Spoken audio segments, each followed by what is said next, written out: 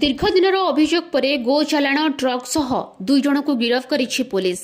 सकाळु नवरंगपुर जिल्लारू तेलंगाना राज्य हैदराबाद को गो चालाण ट्रक को जबत करिछि मालकानगिरी जिला माथिली पुलिस को मिलिछि बड़ सफलता। ता सहित ड्राइवर सह हेल्पर को गिरफ्त करी थाना को आनी पचरा उचरा करुछि पुलिस। प्रशासन गोविंदपाली घाटी रे जाल बिछाई बसिथिले। शेषे ट्रक को जबत करिबारे सफल रूपायन होईछि। जबत पर ट्रक मध्य मोट 31 टी गोरु थिबा जणा पड़िछि। Bureau report Sarvashakti news. गो चालाण बहुत दिन है अंचल होठी प्रशासन ए बाबद भी अवगत अच्छी किंतु बारंबार है साधारण कंप्लेन है कौन कार्यानुष्ठान न हवा अत्यंत दुर्भाग्यजनक कथा। आम सका भी शुणु ये रखाई